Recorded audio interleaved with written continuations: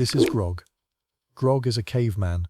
It's the middle of the night, it's freezing, and Grog is tiptoeing out of his own cave, past his sleeping mate, past his sleeping kids, out into the dark, heading for the camp across the valley, for reasons he would very much prefer nobody ask about. Grog is about to make a bad decision. And here's the uncomfortable part. You might be alive because of it.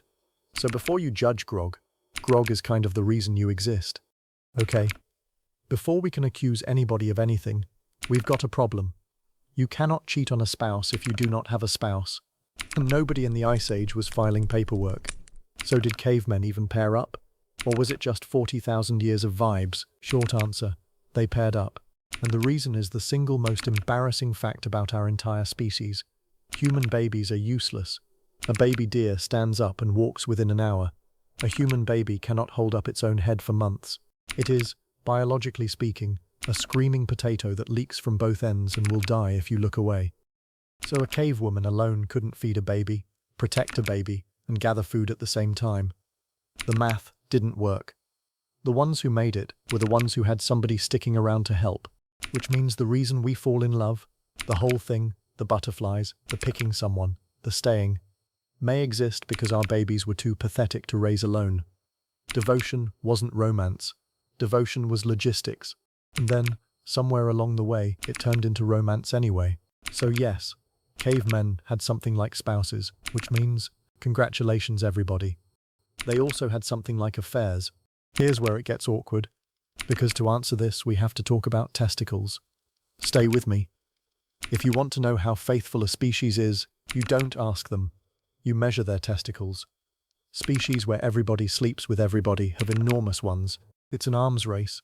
More competition means more sperm means bigger equipment. Chimps sleep with everyone, and chimp testicles, relative to body size, are absolutely gigantic. Gorillas? One dominant male, nobody else gets a look in, no competition, tiny testicles, barely trying, and humans land right in the middle, awkwardly, suspiciously in the middle, which is science's polite way of saying, we are mostly monogamous, with an asterisk. But here's the thing that genuinely surprised me. Everyone assumes the asterisk is huge. You've heard the stat, 1 in 10 kids isn't their dad's, your uncle isn't your uncle, the whole family tree is a lie. That stat is garbage. When geneticists actually went and checked, real DNA, real family trees, going back centuries, the rate of kids whose father isn't the guy on record is about 1 to 2%, that's it. Which means our ancestors, the grunting cave dwellers we imagine as one big free-for-all, were loyal. Overwhelmingly, boringly loyal. Grog, you had one job, so monogamy wasn't a law of nature, it was a deal. A contract, made because raising a screaming potato is a two-person job. And mostly, astonishingly, people kept it. Not because they were told to, because they wanted to. That's the part that gets me. The oldest human promise we can find evidence of, and we were pretty good at it. So that's the answer. Cavemen, mostly faithful, case closed. Except there's a thing I haven't told you. I've been saying cavemen this whole episode like they were all one group, one species. Everybody vaguely related, all grunting in the same valley. That's not true. Roughly 50,000 years ago, there were two different kinds of human living in Europe at the same time, side by side, a valley apart. There were the newcomers, lanky, chatty, recently arrived from Africa, Homo sapiens, us, and there were the ones who were already there, who'd been there for hundreds of thousands of years, shorter, stockier, built like a fridge with opinions, bigger brains than us actually, Neanderthals. Two separate species of human, neighbors, and they did exactly what you would expect two groups of curious, lonely humans to do. They got to know each other extremely well. We are not guessing about this. We know, because it is written inside your body right now. If your ancestry is from outside sub-Saharan Africa, you are carrying Neanderthal DNA, roughly 1 to 2% of your genome. That is not a metaphor, and it is not a maybe. Somewhere back up your family tree, a sapiens and a Neanderthal looked at each other across a cold prehistoric valley and thought, yeah, all right, and those genes still do things. Your immune system, your skin, your hair, how you handle a freezing morning, parting gifts from an ancestor who fell for the wrong species. So, remember that camp across the valley, The one Grog was sneaking off to at the top of this episode, different species. And I want to be careful here, because it's easy to make this a punchline. This wasn't a one-off. It happened again and again, over thousands of years, across the whole continent. A lot of it was almost certainly not a fling. Some of it was families. Some of it was probably love.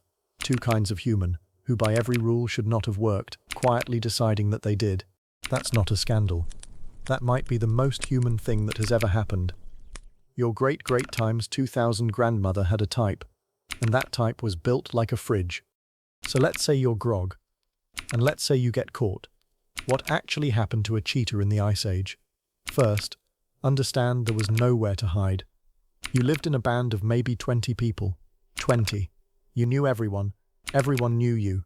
There was no, we were just friends, because the entire community had watched you sneak off behind the same rock for a week. There were no police. The enforcement system was gossip. And in a group of 20, gossip is nuclear. Anthropologists actually think this is part of why we developed language in the first place. Not for poetry, not for philosophy, to talk about who was doing what, with whom, behind which rock. And if the gossip got bad enough, you could be pushed out, exiled, which sounds mild, until you remember what one human alone in the Ice Age actually is. No group, no shared food, nobody watching your back while you sleep. That person does not see spring. Exile wasn't a breakup. Exile was an execution with extra steps, which tells you something about jealousy. That hot, sick, furious feeling when someone you love betrays you. That's not a character flaw. It's an alarm system. Tens of thousands of years old, built back when a partner wandering off could genuinely get your children killed. When it hurts that much, it's because it was built to hurt that much. You didn't just inherit their genes, you inherited their heartbreak. So Grog grovels. He comes home with the Ice Age equivalent of flowers, which is a fistful of mammoth jerky, and an expression of profound regret. So, did cavemen cheat on their spouses? Mostly no. They were loyal. Boringly, beautifully loyal. And then a handful of them went and cheated on their entire species. So thoroughly, so repeatedly, and for so many thousands of years, that the evidence is sitting in your bloodstream right now.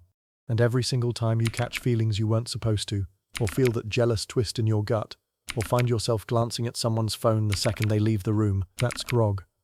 Still in there, still whispering, still making bad decisions on your behalf. Next time, everyone in that cave has to sleep in one freezing room. No beds, no blankets, a truly upsetting number of bugs. So, how did cavemen actually sleep?